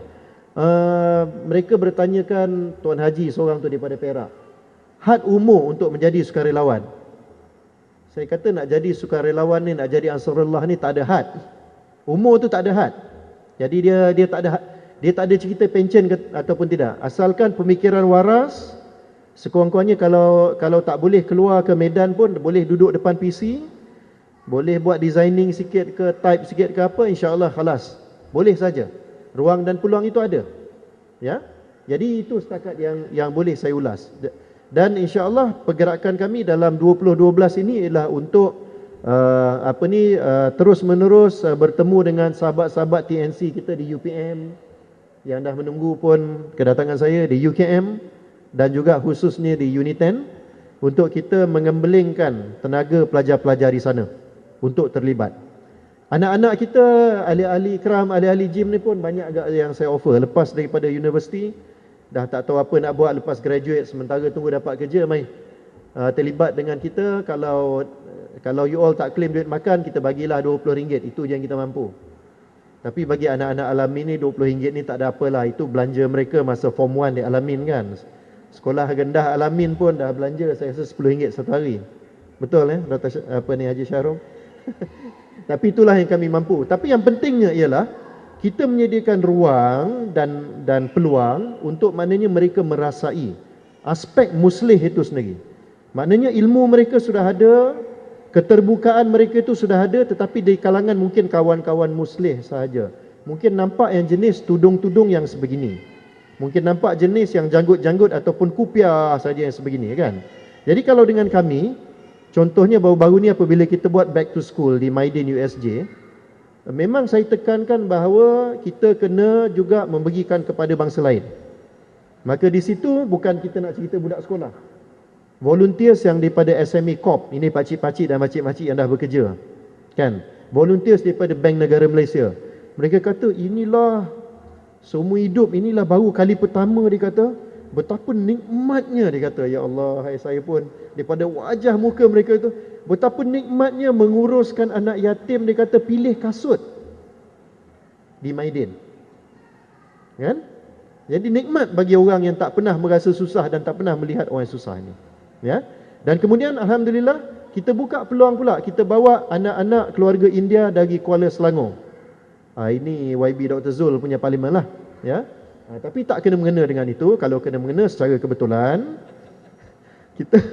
kita Islamic Relief ni kita langgar semua. Asalkan dia susah, tak kira lah dia angin mana ke, color mana ke, kita masuk aja. Ya. Jadi kita bawa lebih kurang 20 buah keluarga dari sana. Dan alhamdulillah pada masa tu Ikram Kuala Selangor dan saya rasa Ikram Batu pun ada terlibat bersama. Ya. Jadi maknanya, kalau boleh, maknanya saya rumuskan di sini, insya-Allah kalau anda ingin menjadikan kami sebagai rakan NGO untuk institusi Al-Amin ini bergerak, insya-Allah ahlan wa sahlan. Tetapi saya yakin di kalangan rakan-rakan dalam Ikram pun dah banyak dah institusi, menafaatkan saja, ya. Dan insya-Allah kalau nak kita boleh usahakan, insya-Allah peluang tu memang ada. Malahan insya-Allah pada tahun ini dan kita akan kuatkan lagi pada tahun hadapan, kita masuk ke Sabah dan Sarawak dan bukan sekadar di Kuching dan Kota Kinabalu. Kita masuk sehingga ke sempadan di Kampung Minau Ulu dan juga baru-baru ni di Kampung Temung, Kampung Darul Falah di Temung, yang itu di Sarawak. So memang tempat dia canggih-canggih lah, glamour-glamour dan sangat challenging insya-Allah. Dan bagi anda yang mungkin tak pernah merasakan kesusahan, yang tak pernah melihat orang yang tak cukup makan, anda kena faham bahawa di dalam dunia sekarang ini tiap-tiap satu daripada 6 orang tidur dalam keadaan kelaparan. Itu kalau tak tahulah. Tapi kalau dah tahu, insya-Allah kalau anda ingin bertemu dengan mereka, jumlah bersama-sama dengan kami insya-Allah. Jadi saya rasa saya berhenti di sini dulu. Terima kasih banyak. Assalamualaikum warahmatullahi wabarakatuh. Assalamualaikum. Terima kasih di atas promosi daripada Islamic Relief. Mungkin dapat disantuni tawaran beliau daripada pihak sekolah. Jadi akhir sekali sebelum kita mengakhiri pusingan kedua ini, suka saya untuk mengajukan soalan terakhir kepada Tuan Haji Muhammad Sylvester. Setahun 2 tahun ni kita banyak mendengar konflik ataupun isu-isu panas berkenaan tentang agama, kaum dan sebagainya yang menyentuh sensitiviti pelbagai masyarakat di Malaysia ini. Bagaimana Tuan Haji melihat konflik dan isu ini? Adakah ia satu perkembangan menyumbang kepada perkembangan positif ataupun pemunduran kepada tahap dakwah kepada bukan Islam, khususnya di negara kita? Silakan. Alhamdulillah, salatu wassalamu ala Rasulullah. Terima kasih saudara pengerusi yang soalannya tajam-tajam. Cukup menguji minda. Isu sejak kebelakangan ini yang panas-panas, yang sensitif, apalah agaknya kan. Mungkin kalau kita boleh ungkapkan beberapa isu itu, mungkin isu kalimah Allah. Orang Islam nak bolot kalimah Allah ni pada dia orang saja, orang Kristian kata. Mungkin baru-baru ni isu DUMC. Dia orang tak bagi makan, kami bagi makan marah. Begitulah respon. Kan? Jadi dia pada saya ini satu keadaan umat kita yang tidak berdakwah. Jadi I qualify my statement. Kita bila pergi mana-mana kita akan buat survey. Kita tanya berapa ramai di antara para hadirin ni yang berbuat dakwah pada yang bukan Islam. Dan pagi tadi pun di Muslim Student Association, Medical Student Association di UiTM, anda mengambil sampel dalam lebih kurang 300-400 orang pelajar. Anda tanya berapa ramai di antara pelajar-pelajar ini yang ada kawanan Muslim telah sampaikan dakwah Islam kepada yang bukan Islam. Seorang pun tak angkat tangan. Anda tak nak ambil kat sini? Ambil kat sini kan. Anda tahu sini hebat-hebat ni. Tapi di mana-mana, di masjid-masjid anda buat ceramah, anda akan ambil. Dan 300-400 orang, 3-4 orang lah yang akan angkat tangan paling-paling. Maknanya umat Islam ni tidak berdakwah. Nak mengharap orang masuk Islam macam mana? Melainkan melalui, siapa bilang gadis Melayu tak menawan? Itu je lah. Jadi gadis Melayu menawan orang kahwin juga lah, masuklah juga Islam melalui perkahwinan. Tapi nak harap Islam sampai terus kepada mereka, susah nak cari orang Islam yang nak menyampaikan Islam kepada yang bukan Islam. Jadi ini di antara masalah kita lah. Jadi mungkin apa masalahnya? Bila kita semak, kita tanya balik dalam kursus latihan yang kita adakan, kita dapati di antaranya yang mereka jawab. Di antaranya kita melihat di situ inferiority complex, rasa rendah diri. Rendah diri sebab apa? Sebab ilmu tak cukup. Nak sampaikan takut-takut bila ditanya balik tak boleh nak jawab. Kan? Ya, nak menyampaikan Islam, sampaikan Islam kena tanya balik. Gigit jari aku tak boleh jawab. Dah nampak macam mana? Inferiority complex. Tidak tahu bagaimana, tidak tahu kewajipan berdakwah. Tidak tahu kewajipan berdakwah, bahawa dakwah itu satu yang wajib untuk disampaikan. Tidak tahu bagaimana untuk nak mulakan. Tidak ada ilmu untuk nak menyampaikan. Ini semua kita dengar. Ada pula di kalangan yang lepasan jurusan agama, dia tahu tapi tak pula menyampaikan. Itu masalah. Dia tahu tapi dia tak menyampaikan. Dan bila tertekan dengan suasana-suasana yang menimbulkan isu-isu yang panas sedikit, maka itulah kita lihat timbulnya respon-respon yang tidak sepatutnya daripada umat Islam. Bila dia respon pula, respon tak kena. Respon nak marah, respon nak bermusuhan, pantang melintang lalu membujur patah, macam mana? Saya pun dah bukan Melayu kan. Membujur lalu melintang patah, gitu kan. Kita ni jangan diusik sarang tebuan. Tapi tidak nampak di situ magnanimity, tidak nampak di situ satu akhlak yang tinggi daripada umat Islam, kan. Jadi itu mencederakan image kita di kalangan orang bukan Islam. Mereka melihat orang Islam ni dalam keadaan sebenarnya takut. Siege mentality. Itu Abu Ruwah punya term. Siege mentality. Kita ni kena siege. Kita ni, padahal kita adalah orang yang sepatutnya umat Islam ni memerintah negara ini. Apalah nak ditakutkan kepada orang lain, kan? Melainkan kita sebenarnya lemah sebenarnya. Dan itulah hakikatnya. Umat Islam di negara ini dilihat oleh orang bukan Islam sebagai orang-orang yang lemah. Orang-orang yang kalau nak masuk agama dia pun kita tak tahu apa yang akan dilaksanakan, itu hukum hudud tu apa. Sampai mereka berani berdebat sesama dia. Seorang menteri mencabar seorang ketua menteri Cina, dua-dua berdebat pasal hudud. Bukan nak tanya dengan ustaz kita, bukan nak tanya dengan ulama kita. Mana ulama kita? Tak relevan dah ke ulama kita? Seolah-olah begitulah. Yang nak tanya umarak lebih kurang aja dia kata. Pemahaman lebih kurang aku juga, kata. Maka timbullah daripada masyarakat yang jahil ini, kepimpinan yang jahil, masyarakat yang jahil, akhirnya artis pula ditanya pasal hudud. Apa pendapat kau tentang hudud? Tanya ke artis. Kesian artis pun menjawab jugalah. Nak populariti, kan dia popular, dia kena jawab jugalah. Kesian semua. Jadi umat ini kena kembalikan kepada Islam yang sebenar. Dan perjuangan itu perjuangan yang panjang, kan? Bermula dengan pendidikan dalam diri kita, nak menegakkan Islam dalam diri kita, dalam keluarga kita, dalam sekolah kita, dalam masyarakat keliling kita, dan akhirnya negara kita, insya-Allah. Wallahu a'lam.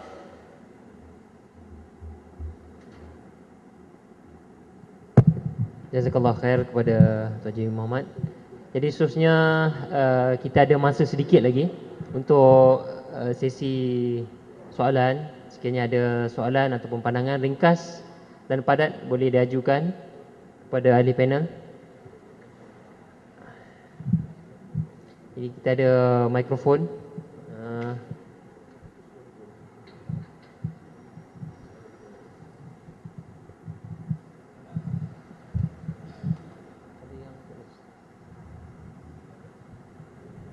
Ada? Kalau saya buka, kalau ada pelajar Al-Amin sendiri, junior-junior saya, mungkin saya nak tengok ke depan hari ni. Ada?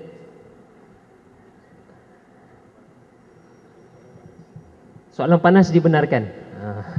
Ni daripada ahli panel sendiri. Terbuka.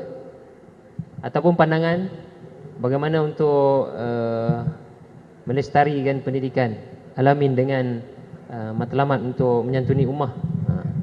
Ni dah bagi clue pula ni.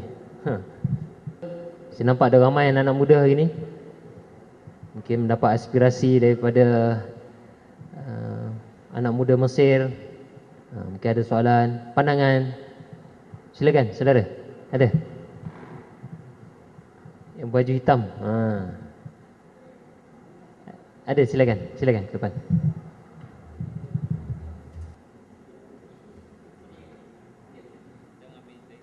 Kita perkenal nama dan soalan. Nama Ashraf Syakib bin Arif daripada UAE dan juga daripada ahli batch 13. Yes, saya tengah sedikit masuk untuk menyimpulkan soalan ini sebenarnya. So dia tak sempat. Saya dapat combination yang baik adalah untuk dia tiga alif ini, saya boleh selalu pilih dan boleh rasa. Dan cuma saya tertanya-tanya lah bagaimana untuk menyimpulkan semua benda ni sangat penting dalam kata selalu kita ikut surah, selalu kita berbiar, tapi mana medan kita dan di mana dan kadang-kadang how untuk kita aktif dalam benda-benda ini. Itu saya bercakap kita peringkat kecil belajar, tapi saya terima. Matlamat saya adalah saya harap daripada sekolah ini kita dapat instil message ni dalam budak-budak sekolah. Tapi saya tak nampak lagi punya cara untuk instil tu. Mungkin daripada pengalaman, daripada baca-baca lepas ni boleh kata memberi macam mana daripada konfor lagi ataupun daripada konfor dia ada tempat antara tentang itu ni kan, di mana ketika sekarang bersama saya tu di mana kan nampak air dari kat situ, tapi dia pernah berlaku. Saya mengharapkan juga jenazah ini mampu untuk tapi saya juga daripada kata ini sedang untuk mengistikan meletakkan semua dalam studi-studi di alam ini semua. Baik, terima kasih. Sebelum menjawab, kita buka satu lagi soalan untuk kita kumpul sebelum kita simpulkan forum kita. Mungkin daripada pihak wanita. Biasa di kelas ni wanita lebih ramai bertanya berbanding lelaki. Jadi ini satu cabaran. Okay, berbalik kepada soalan penyoal tadi, saya pasti di Al-Amin Sekolah Menengah kita ada program Wafdul Amin di tingkatan 4 setiap tahun. Dia bermula hampir saya ingat daripada generasi pertama Ustazah. Dari generasi pertama.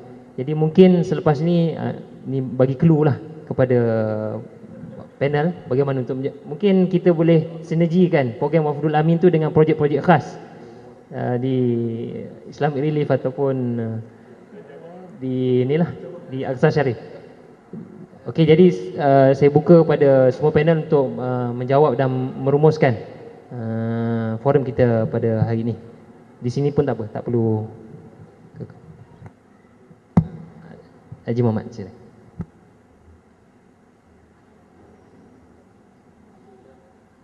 Alhamdulillah, wassalatu wassalamu ala Rasulillah. Nak merumuskan dia macam dalam program pagi tadi lah, pergi dekat kumpulan Medical Student Association UiTM, mengatakan 300-400 orang yang mendengar 3 panelis 4 jam. Ini tak ada apa ni. Tadi 4 jam. Punya letih 4 jam kita ni. Ini kata rumusannya beginilah. Yang mendengar ni memanglah kepala makin besar makin besar. Kepala makin besar makin besar, ilmu makin banyak makin banyak. Tapi kalau tak diangkat badan tu pergi buat benda ni, dalam masa seminggu habis semua ilmu tu akan lupa. Jadi dia kena praktikal. Tu nak kata nak cabar kumpulan ini untuk kita mengadakan sekali lagi program 2 hari. Hari kedua kita keluar betul pergi berdakwah kepada orang bukan Islam di luar sana.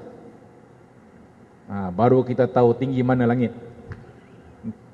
Baru kita tahu. Nak terketal lutut masa tu barulah kita tahu bagaimana Nabi SAW pergi berdakwah, jumpa orang tak kenal, dia sampaikan Islam ni. Direjam pula dengan batu sampai berdarah-darah. Kita memang tak adalah, di sini tak akan siapa nak merejam kita dengan batu insya-Allah. Tetapi ditolak tu memang akan rasalah kalau kita buat. Jadi dia tidak boleh lari daripada kita mengadakan program secara praktikal. Ilmu-ilmu yang kita dapat itu kita laksanakan. Wafdul Amin cantik, ya. Mungkin satu bentuk lagi yang perlu ini ialah bagaimana Al-Amin, pelajar-pelajar Al-Amin ini boleh pergi keluar sana menyampaikan Islam, bercakap pasal Islam kepada yang bukan Islam.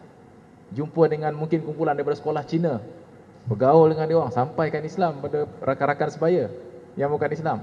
Barulah akan terbentuk orang-orang yang teruji bukan hanya ilmunya secara teori, tetapi dia boleh melaksanakannya secara praktikal dan mereka boleh memimpin orang yang mereka pernah bersama sampaikan Islam pada mereka ini. Wallahu a'lam. Bismillahirrahmanirrahim. Terima kasih di atas soalan. Saya hanya menyambung daripada apa yang disebut oleh Tuan Haji Muhammad Sylvester tadi. The strongest knowledge is the applied knowledge. Ya. Ilmu sebenarnya yang paling bermanfaat adalah ilmu yang diamalkan. Kalau tidak memang kepala semakin besarlah. Ataupun rasa-rasa makam kita dari segi teori itu banyak. Jadi how tu mudah. How tu mudah. Pokok pangkalnya dia bermula dari sini. Dia bermula dengan minda kita, mindset kita. Sebab tu conditioning ataupun mind setting bagi seorang duat, bagi seorang produk, bagi seorang murid itu adalah penting. Anda minat ke tak minat? Kadang-kadang anak-anak ni dia minat tetapi tak ada peluang, tak ditunjukkan, ya. Jadi kita bawa secara praktikal. Jadi bagi kami dalam konteks ini, peluang itu banyak kerana dia terbuka. Jadi pihak pengurusan sekolah boleh maknanya ataupun alumni boleh melihat NGO-NGO mana ya ataupun rakan-rakan pelaksana mana yang dirasakan sesuai, ya. Kalau dengan Muhammad Sylvester dia lebih direct dengan cara itu. Tapi kalau kami core business kita dia tak direct. Tetapi maknanya dia dakwah bilhal. Impak dia tu, contohnya kalau di Sabah, saya pergi ke Sabah hari tu, jumpa dengan Ustaz Yasin.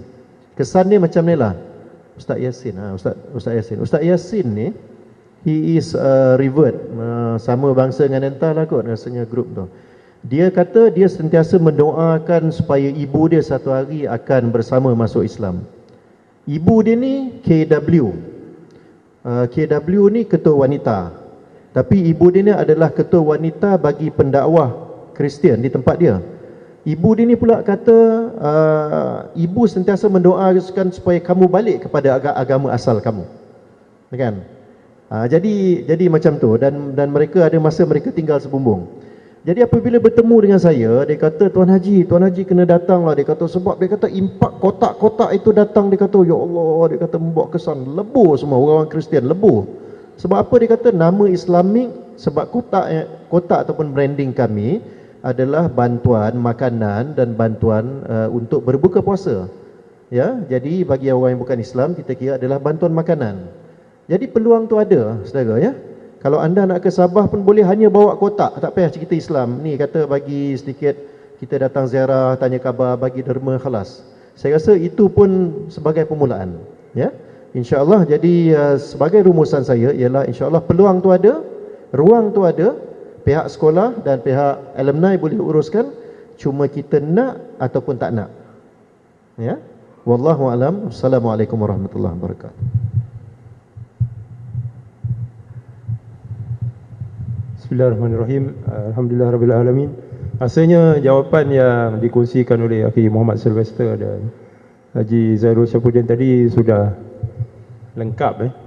Mungkin saya hanya tambah sikit saja, terutama dalam isu yang saya bercakap pada hari ini, isu Palestin lah, ya.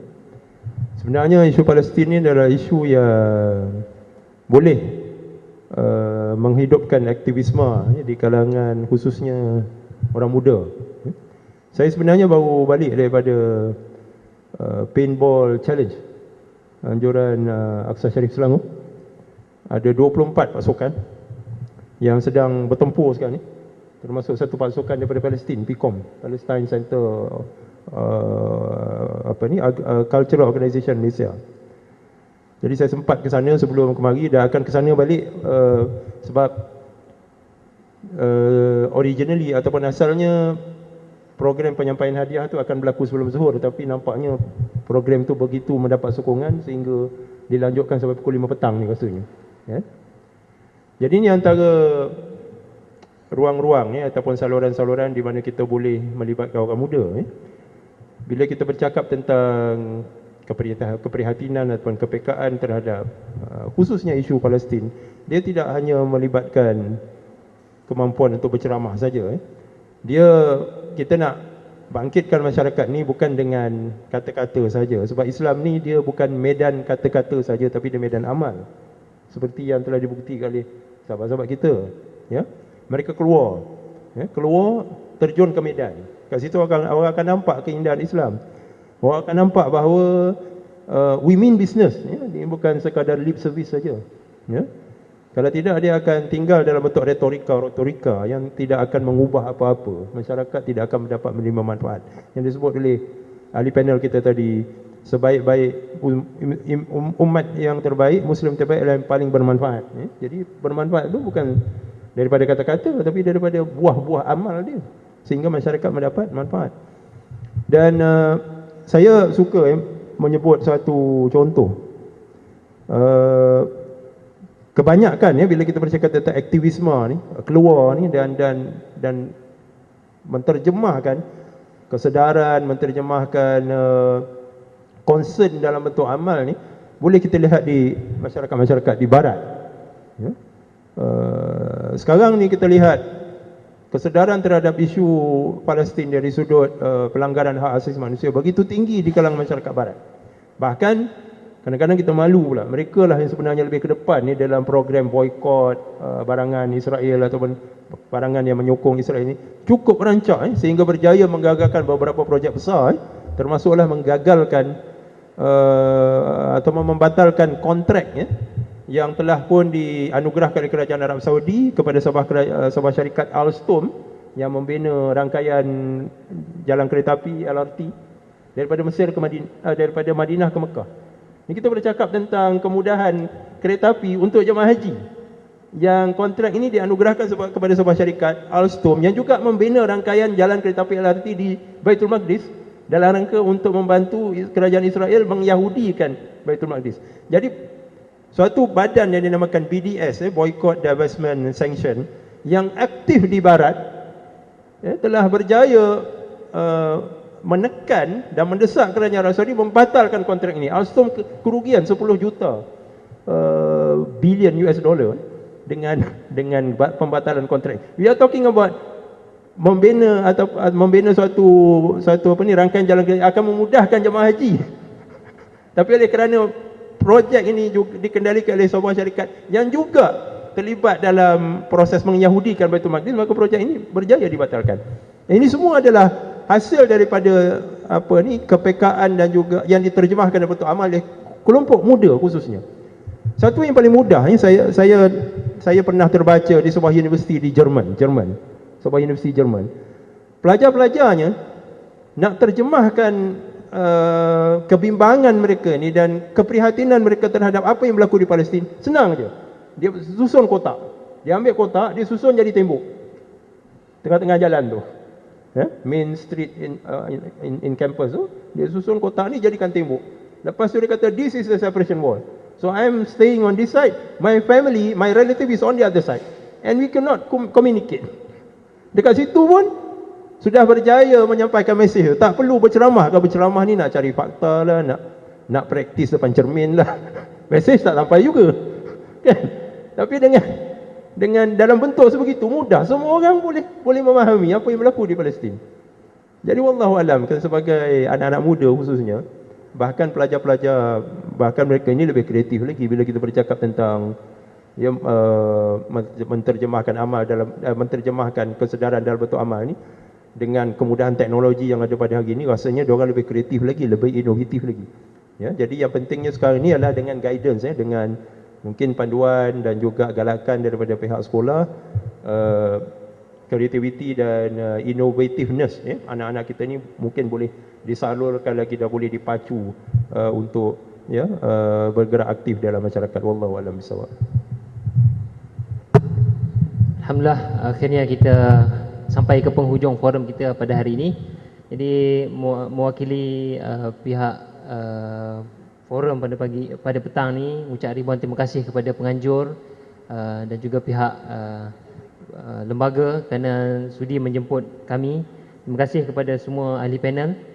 Dan sebelum mengakhirkan diri, saya juga mohon maaf di atas barang kesilapan ketika mengendalikan forum ini.